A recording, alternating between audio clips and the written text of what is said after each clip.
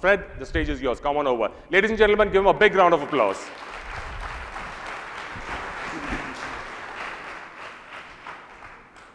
Whoa, it's bright up here. That's better. Hi, everyone. How are you? It's great to be here, Amit. Thank you for inviting me again. I will be running the Chicago Marathon in a few weeks, so if anybody wants to come to Chicago and join us, we run for the Ronald McDonald House Charities. And I love coming to India. I came here the first time in 1972, before most of you were born, and I love coming back. I love the food, I love the people, and I love spending time with my colleagues at Golin Opinion, who I work with very closely here. And it's also amazing to see so many PR people in the same room. It sort of makes me wonder who's doing the work back at the office, if you're all here for 2 days. My topic is relevance. And that's something at Golin that we spent a long time studying for the last few years. And you might ask yourself, why relevance of all the things that you can spend your time talking about? And it's really what the panelist said just a few minutes ago, that there's really nothing more important than an individual or a brand being relevant. And you can think of a lot of other things you could describe a brand or describe yourself that seem as important as relevance. But when you think about the opposite of relevance, there is nothing worse in our business than being irrelevant. And I think that's the thing that we try to avoid at all costs for our companies. And we study this because we want to see why some brands like Blockbuster Video, Kodak, Nokia, big, powerful, trusted brands over time have become irrelevant. And how other brands like James Bond, Amazon, Apple have been around for a long time, but they're just as relevant now or more relevant than they ever were. So that's the purpose of the study that we do in relevance. What is relevance? We narrow it down to two things. We define relevance as the space between what a company or a brand is saying and what a consumer wants to hear. And where those two things intersect is relevance. So the first part is listening. Are people willing to listen to what a brand has to say? And they will only listen if that brand is relevant to them. Otherwise, they will tune you out. If a brand is relevant, then the second thing happens. It means they will act. They will not only listen to you, but they will like you on Facebook. They will share your stories on Instagram. They will talk to their friends. They will recommend you on Yelp. And they'll vote for you in an election. They'll buy your products. They will act if you are relevant. So it's first listening and second acting. We did this study in conjunction with the University of Southern California, with the people in the Annenberg School of Communications, to make sure that we were doing this scientifically and credibly. We worked for them for several years. And it just so happens that my second job, besides being the chairman of Golin, is I'm the director of the Public Relations Center at the University of Southern California. So it makes for an easy partnership. And if any of you would like to go to graduate school at USC, let me know afterwards and I'll send you an application. But it's based in Los Angeles. It's one of the best PR schools in the US. The study that we conducted was in 13 markets with 13,000 people from all over the world, including India. In addition to this global study, we have studied relevance in as many as 50 different categories and for 400 different companies that are clients of ours. So we have a long history in relevance, and I think we have some insights that I hope you'll find interesting. This study talked about 3 everyday categories. First of all, social media platforms. Secondly, retail banking. And finally, automotive. So these are the three categories we looked at for the global study because we thought these were relevant to almost everybody. And we looked at two different things. There's two different aspects to relevance. One we call landscape, and that's sort of looking at how relevant you are in the landscape compared to your competition. And the second is the relevance fingerprint, and that's a little more complicated. It's like looking at what are the things that make a brand relevant, and how do you measure yourself against those criteria. So I'm going to talk about both of those things today. This is the relevance landscape, and this is in the automotive sector. And the bottom line, which you probably can't read if you're in the back of the room, is willing to listen or pay attention to the brand. So the further you are to the right, the more willing people are to pay attention to your brand. The other axis going up is your enthusiasm for that brand, your connection to that brand. So it's your willingness to listen and your connection to the brand. So being on the far right, as high up as possible, is the ideal place to be for a brand. Make sense? That's the landscape. The second is the fingerprint. The fingerprint is a little more complicated. It has 15 components, and we worked with USC researchers to narrow this down from hundreds of components that we thought made a brand relevant. And because it's hard to read in the back of the room, I'll quickly go through them. Starting at the top: authentic, contemporary, distinctive, effective, entertaining, essential, influential, innovative, popular, prestigious, provocative, purposeful, transparent, trustworthy, and welcoming. And I just realized something.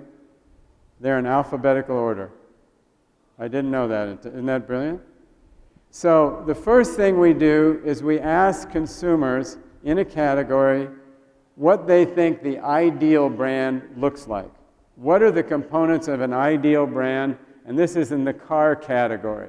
So the yellow design in the middle is what the ideal brand looks like. Then we ask them to rate a specific brand against what the ideal is. And that is the blue line around it. And in this case, that's the leading car brand in the UK, which is Ford. So then you can see how Ford compares to the ideal brand in 15 different categories. Then we add in the competition.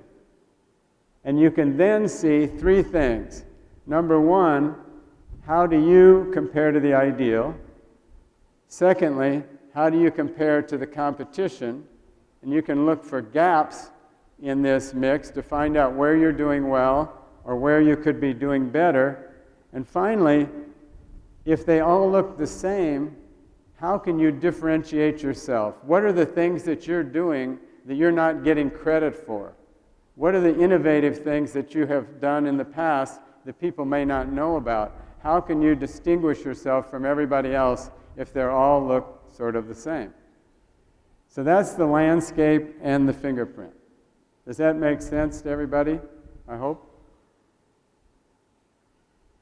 So this was really interesting. We did this global study, and we really didn't know what we were going to find out. But we found out something really interesting, and it's happening all over the world. And we like to say that trust is having a moment of truth. And what do I mean by that? I mean simply that in every country, in every category, in every brand, the ideal, the leading characteristic in the ideal is trust. Everyone wants trust. But what we found out is the most relevant brands are not delivering on trust. They are not relevant because people trust them. They are relevant because of other attributes of the brand fingerprint. Not a single brand in any category, in any country that we studied, met the customer's expectations on trust. Not one. And I'm going to show you a few examples. So there's two elements that I'm going to talk about today, and these are the ones that I think explain really what we found. One is trustworthy. We define that as being ethical, moral, honest, and truthful. The second is popularity. And by popularity, we don't mean like a beauty contest, who wins a beauty contest. We mean sort of how much people talk about you, how engaging you are, what are they thinking about, who's recommending you, what is the sort of the buzz about your particular brand. And these are the two elements that seem to be in conflict or in contrast as we look at all the different brands. And what we found, and we chose these words wisely, talkability trumps trust in this day and age. And that second word, trump, is in there on purpose because that's exactly what happened in the United States election. So what we're seeing around brands is also playing out in the political environment. So, globally, when you look at the social media landscape, you see the ideal. Everyone wants trust from social media brands. The number one social media brand in the world is what? What do you guess? Come on. Facebook. So the blue line, the white line is Facebook. And you can see on a global basis that Facebook is not as trusted as people want it to be.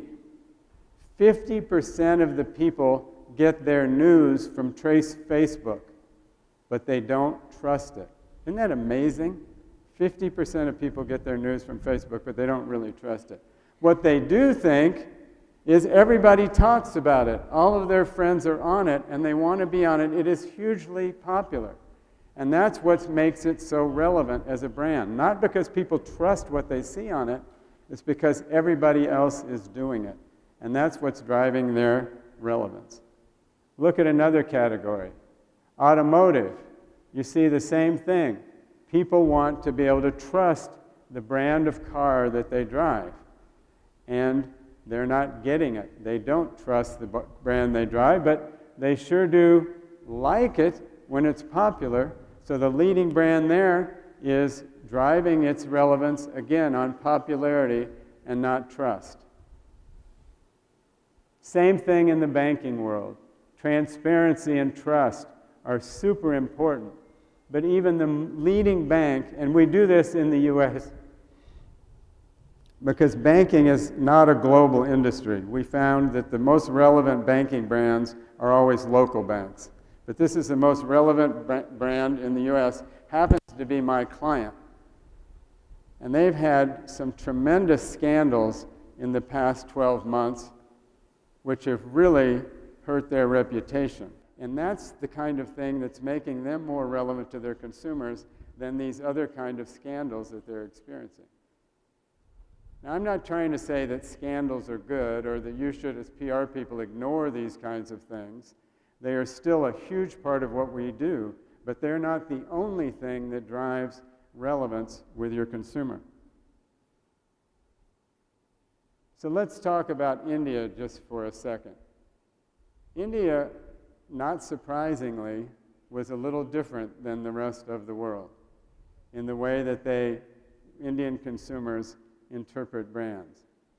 And one of the things that we found when we looked at this across all the different regions, that every category is different, every brand is different, and every geography is different. So these 5 elements, 15 elements of the fingerprint change from one market to the next.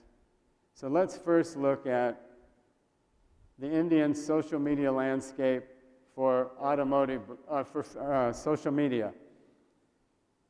Facebook is still hugely relevant in India, but so is YouTube. They are the 2 number 1 brands, followed by Twitter, Instagram, and Hike. Hike is new and younger, but still has some catching up to do. So that's what it looks like. You've got a lot of people paying attention and very passionate to two social media brands, YouTube and Facebook. So let's look at the fingerprint, and we're going to compare the fingerprint in India to the fingerprint on a global basis and see what that looks like. What I want to point out is look at the ideal, the yellow section in the center. India is on the right, global is on the left. The ideal for India is much bigger in social media. And that means that Indian consumers expect more from brands than people do in any other part of the world. Now, I thought that was pretty interesting. That may be something you already know, but I thought that was pretty interesting, that their ideal brand delivers much more on all these different capabilities and components than they do anyplace else in the world. And I'm going to talk about why that might be in just a minute. That's social media. Secondly, auto landscape. The number one, the most relevant brand in India, according to our survey, was Honda, followed by Toyota and Ford, Nissan, and then trailing behind was Fiat. Now, these are the only brands we looked at. So there may be other brands you're saying, why aren't they up there? The reason they're not up there is because we didn't ask about them. These are the 5 that we talked about. So again, you see one particular brand is gaining most of the attentiveness and most of the passion. And we look at the fingerprint. Again, the size of the ideal in the automotive world in India is enormous. People are expecting more, and they're getting more from it. All of the top brands in India are ranked higher on almost every level. Look at trust. It's a totally different picture in India. Popularity, when you look at Honda on the outside, it's bigger than the ideal in every particular category. So a huge difference between what people think they're getting from brands on a global basis and in India. Third, when you look at the banking sector, the banking sector is different. As I said, the local banks tend to be the most relevant. The first bank is SDI is the leading brand. ICICI Bank is second, followed by Citibank, HSBC, and Standard Chartered. Again, these are the only 5 banks we looked at, but that's how they ranked in terms of relevance in India. Look at the fingerprint. The same thing happens again. Much more trustworthy. SBI is ranked as the maximum on trust. There is no bank in the world, in any region, that gets that kind of ranking. So Indian consumers expect more from brands. They seem to be getting more from brands, and they trust brands more. Now, I have 3 possible reasons for that. One is Indian consumers are just really nice. They're nicer than everybody else in the rest of the world. I don't know if that's true or not. The second theory is that brands are evolving at a different pace in different places in the world. In the West, we have been dealing with some of these brands much longer than you have in India.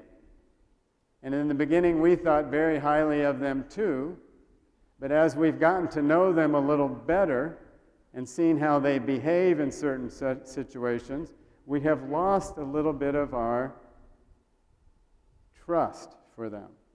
We have lost a little bit of our respect for them. And so we're a little more skeptical in other parts of the world, perhaps, than the Indian consumer. My third theory, and this is probably one that's right, is that the PR people in India are doing such a fantastic job that every brand is just loved by every person in the audience. So we'll go with number 3, right?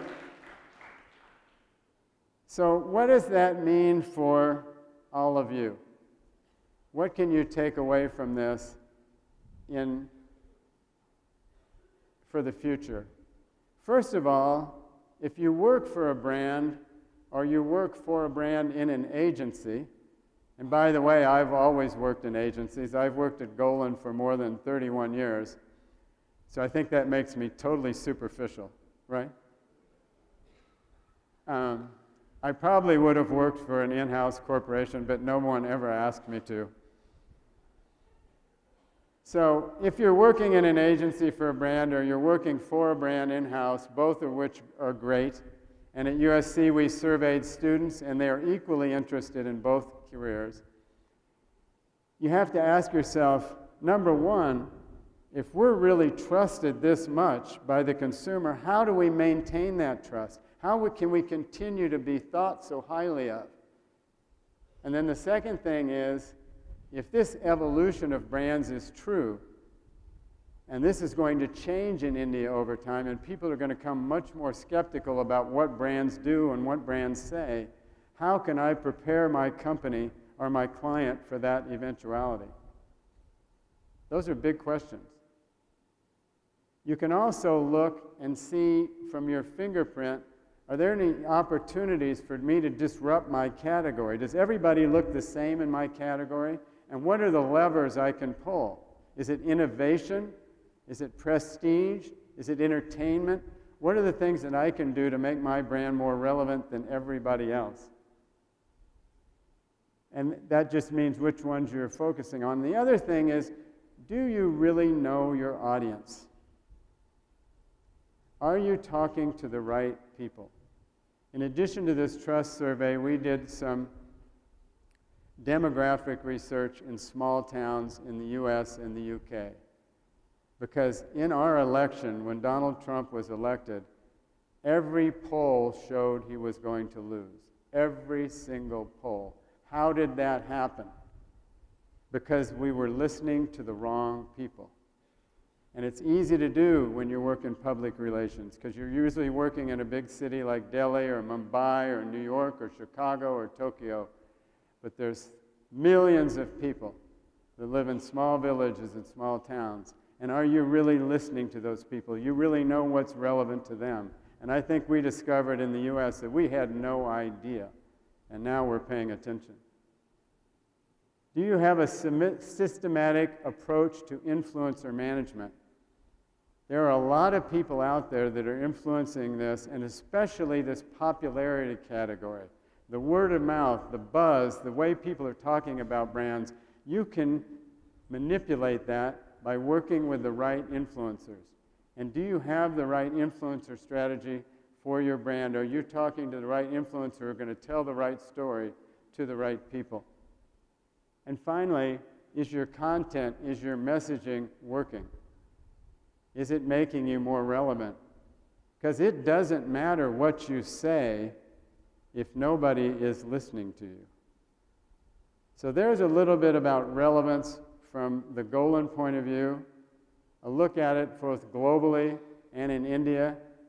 I think it's provides a lot of provocative questions that we may need to answer for the future, and I'm happy to try to answer any of those for you when we sit down in just a second. So thank you very much.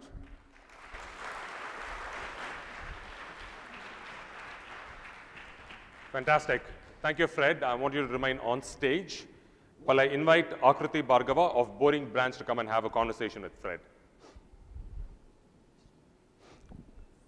Thank you. Thank you, Fred. That was a gorgeous presentation. Thank you. And I think that you've done your share of questions. Our turn to put out the right questions to you. And I know all you folks are ready with your very interesting and very tough questions for you, but I'll have my share first. So, Fred, one of the things that comes to my mind immediately and which is very topical is that provocative messaging has really cut across entertainment and politics. You just showed us a piece of it there. And what is your take on this? How, fake news has really overtaken all social media. So what is your take on this? How do we get past this? How do we get past being provocative? Well, one thing about relevance is you can be relevant in a good way or you can be relevant in a bad way. So just being talked about is not always a great thing. And I think that being provocative works for certain brands, it works in certain categories, but it's not a solution for everyone. And I think in terms of the fake news, there's a lot of discussion about what that means for our business. We did a survey at USC, which I brought copies for all of you here, but they're stuck in Indian customs. So if you want to run down to the customs office after this, you can pick up a copy of our USC. We're going to try to get it to you anyway. But we asked people if they thought in the next 5 years they would be able to distinguish between media, that credible media, and media that has been paid for or fake. And more than 50% said no, they wouldn't be able to distinguish, the average consumer. So I think we're moving into an era where people won't be able to tell what is real and what isn't. And that provides a lot of really big challenges for people who work in public relations. Sure. We've all, I don't know how many of us have heard about Bell Pottinger. Yes. And that's going to impact a lot of us, the agency heads, the COPCOMs taking decisions. What's your take on that? And I heard about PRCA, really kicking them out of PRCA. I don't know if is everybody following this Bell Pottinger? Raise your hand if you know what we're talking about. There's a storied agency that was started by Lord Bell, who used to be Margaret Thatcher's press secretary in the UK. They have offices all over the world, very famous public affairs, high profile. And they were doing some work for the Gupta family in South Africa that was deemed to be very controversial. And the PRCA in the UK had a hearing and decided to revoke their membership in this group of public relations agencies. And once that happened, the negative publicity that transpired has caused this company to go into administration, into bankruptcy. So that, what was a long-term firm with hundreds of employees 3 weeks ago is now going out of business because they chose to represent a client and conduct activities in South Africa that were deemed unethical. And you can read more about this if you want to learn whether you think this was the right thing or the wrong thing to do. But my opinion of it was that these kinds of activities on the behalf of people in our industry hurt the image of the rest of us. And it's particularly troubling to me because I have a lot of students, a lot of young people. I'm sure many of you know many people going into PR who were looking for the top talent. Every agency, every company is looking for the best people to come into our industry. And when we see stuff like this, I think it discourages young people from wanting to work in PR. So despite whether they did something ethical or unethical, I think that we have to behave better as PR professionals if we want the best people to join us in this profession. And I think we all need those kind of people to ensure the future. No, that's right. A lot of us, I think the average age in the room is about 22, 23, right. 25, 27, under 30. How many people under 30? Wow. So all of them must be evaluating how they should go ahead and, right. What is the future of this industry. One of the things, and you put out relevance so beautifully, 15 things that we need to consider. Right. 15. It's a lot. Good. It's a lot. It's a lot. So, how should we, let's address the elephant in the room. These things look great on presentations, but how do we bring them into practice? I think you have to, you can do the research that we did or hire us to do it for you. But the idea is to find out what are the things, what are the traits, the characteristics in your brand that are going to drive your relevance. And it's not always being trusted. And I'm not suggesting that you have permission to go out and lie or do anything bad, but if you're just constantly telling people to trust you, that isn't going to resonate. You've got to find out the things that in your category that matter. Is it innovation? Is an innovation story the thing that's going to make you more relevant? Is it design? Is it your history? A lot of companies have amazing stories that make them seem more authentic, but a lot of the consumers have no idea about that.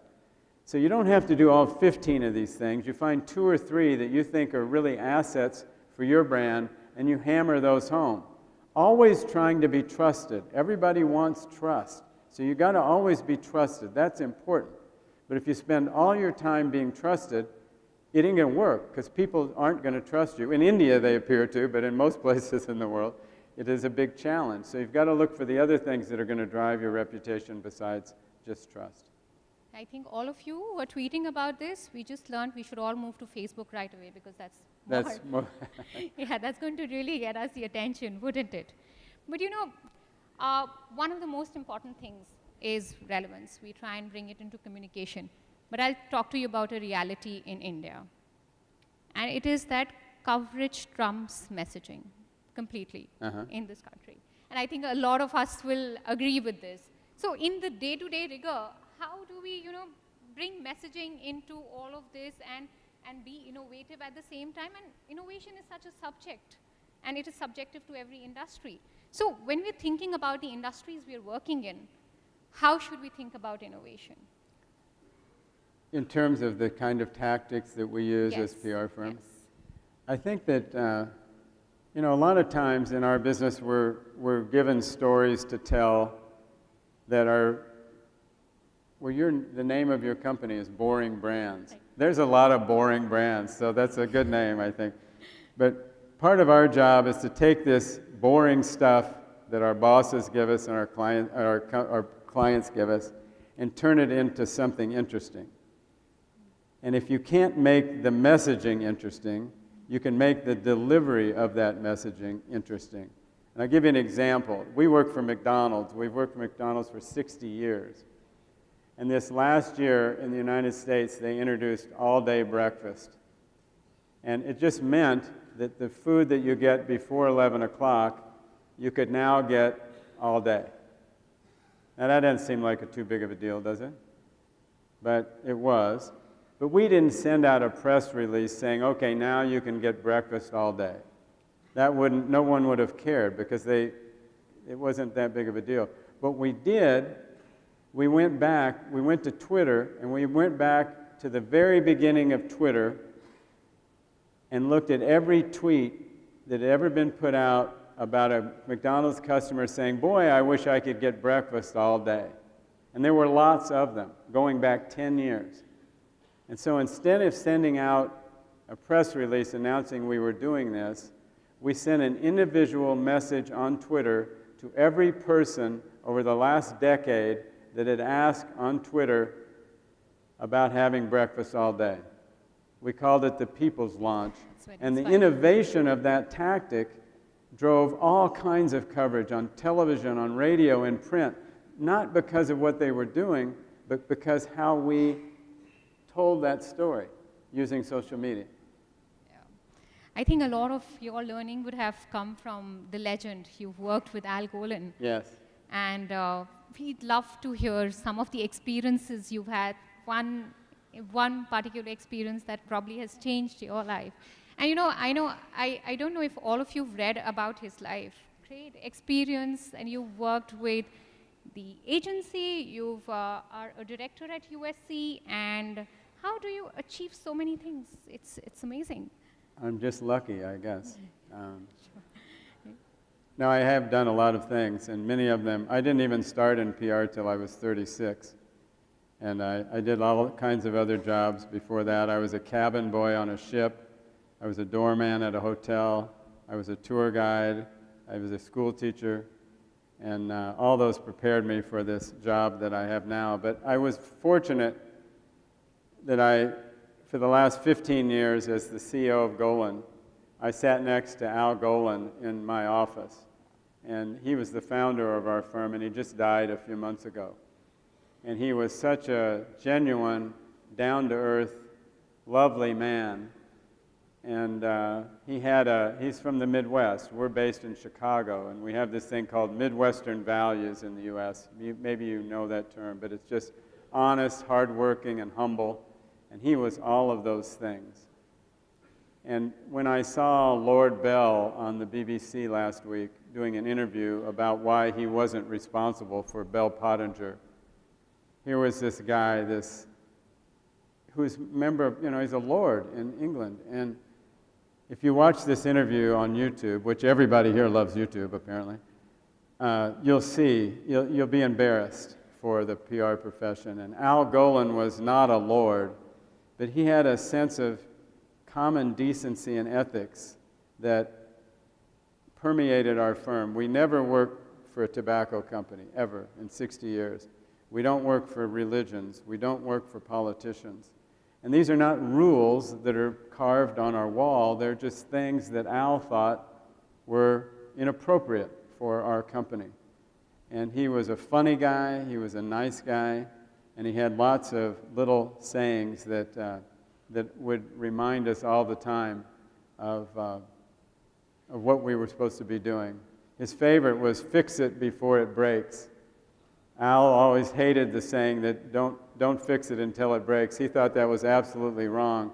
He thought you should fix things before they go wrong, and that's one thing we've always done at Golin. We've always tried to be a little ahead of the game, be a little more innovative, and not wait until somebody else told us we had to move forward. But he's missed, and I think people like that are the kind of people that inspire me and other people to join this wonderful industry. I've worked in public relations since I was, most of my adult career, and I love this work. I think it's the most interesting, challenging, fun stuff you can ever do, and I'm working at USC to get more talented people to join this profession, and I think we need more role models. We need more people in PR that people can look up to and say, I want to be like that guy. I want to be like Al Golin. I don't want to be like Lord Bell. Sure. And I think, he's an inspiration to all of us. You are an inspiration for all of us. And I would later to come to this, a lot of questions out there waiting.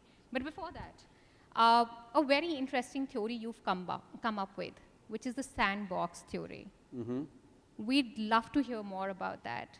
And I think there are a lot of young people in this room who would, learn a lot from just knowing about the theory. PR people are nice people, generally. Yeah, we are. That's we're true. Polite, we're easygoing. We always get credit for swimming in our own swim lanes. Is that an Indian expression too? And it's sort of, playing nice in the sandbox is another one. We play nice in the sandbox. We don't argue and fight with the other children. And I think that's not going to work anymore. I think we have to own the sandbox. We've got to be a little tougher, a little more bold.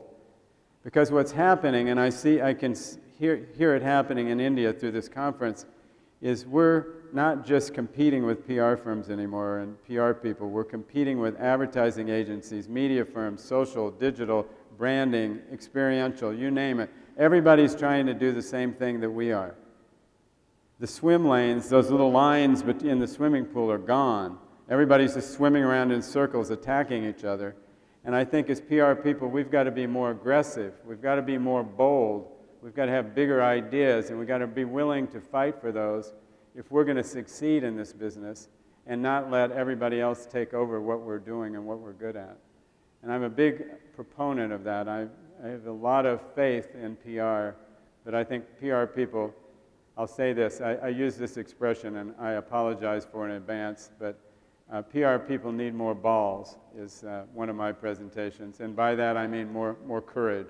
And I think if we have more courage, then we're going to be absolutely fine in the future. That was a hard one for us to listen to. And I think, they're applauding that. Good. That Well, proves we've already taken the first step to that. I'm glad you agree. So here's the hardest question to you. You're saying that we should, we are in PR, but we do so many more things. Yeah. And we should therefore not be called PR. So what should we be called then? If we were not PR, what should we call? And I think we'll open this to the floor also, just right after that. We, in this survey that I've tried to bring you, we asked people all over the world if in 5 years the name public relations would describe the work that you're doing. And 87% of the people that work in PR said no. And just imagine, what other profession would 87% of the people say, in 5 years, the name of my profession won't describe what I do? Lawyers, doctors, accountants? Nobody. Only PR people. We're so insecure about what we're doing that we're afraid to say it. We're afraid to use the terminology. We asked people whether they think PR should be more broadly defined. Most people said yes. And then about a third of the people said it should be changed to another name. And then we asked them what that name was. They had about 100 different suggestions. None of them were very good. So we have to decide that. We've got to decide what we want to stand for, what we want to call ourselves. And it's important because people coming into this industry want that definition too. If we don't know even how to describe what we do, how are we going to encourage them to join us in doing it? Personally, I'm fine with the terminology PR. I think it's a broad term. It needs to be better defined. We're doing more and more work than we've ever done in all the different areas that you talked about today, whether you're in-house or in agencies. So I think it's the most dynamic profession. But we've got to work hard as companies and as individuals to change that definition so people will realize that we're not just media relations people, that we do all kinds of brilliant things better than anybody. And to me, if we can help redefine this profession, we'll all be better for it. I think stressful relations. Stressful relations? PR is the second most stressful job in the world. Boring relations. Boring relations. Okay, with that, I think I already have a fangirl in the crowd, Deepa De, wherever you are. I think. Can I request Deepa if you can? Since yesterday. If I can request Aakriti and Deepa, if you can just save up that question for Fred offline during lunch. I think that'll be really, really appreciated. We've unfortunately run out, Aakriti. We've run out? Yeah, we'll have to pull the plug, yeah. All right, because of intense pressure, Deepa, keep the questions short, and Fred, keep your answers short. I hate to keep anybody from lunch. So my question is extremely short. You talked about fixing it before it breaks. Is there something that you tried to fix and it could not get fixed? We were talking. I mean, is there something that you tried to establish or to try to, fix in your life, in your career? Any failure that you can talk about from which we can learn? Because yes, we as an agency about 8 years ago realized that the entire media landscape was changing. Everything that we were working with in our whole industry was changing, and none of the agencies were changing. We were all doing the same thing. So we, for a year, redesigned our agency to something we called G4. And we threw out, we had more ranks than the US Army, 13 different levels of generalists. We got rid of all of that and created 4 communities of specialists dedicated to insights, ideas, engagement, and integration. We redesigned every agency team, every office, and our whole company around this G4 model. And I asked Al Golin if he thought this was a good idea, and he goes, I just hope it works. But it has worked. It has changed the dynamic of our agency. It has changed the kind of people we hire and the kind of work that we do, the services we provide. So my point is, you've got to experiment a little bit. Whether you're an in-house team or an agency, you've got to try new things. Sometimes it won't work, but sometimes it will. And so I think that's the idea. We were doing fine. We didn't need to change anything we were doing, but we decided that we wanted to be ahead of the game and fix it before it breaks. And we're always trying to do that. We're going to continue to do that. And I think all of us in this industry need to think like that. What are we going to be in 5 years, 10 years, not in 6 months? So thank you all very much. I really appreciate it. Thank you so much. Thank you so much, everyone. Thank you. Thank you, Fred. Thank you, Aakriti. Kiruba, I have a quick comment. Sorry. I have a quick comment. Nitin, let's save it up for post-lunch. It's a quick comment, Okay. not a question. All right. Sorry, not for you, Fred, but for Aakriti. Aakriti, you mentioned in the middle that PR firms in India are really coverage-driven and the lack of innovation. I actually disagree. I think the industry has moved a long way. The Indian industry, the PR industry, and we're doing a lot of innovative campaigns. We won a Cannes this year. You know, one of the firms won a global Sabre a couple of years back. So we're doing a lot of innovative stuff. And Fred, thank you. Great presentation. Thank you Great. very much. Thank you. Thanks, Aakriti. Thank you.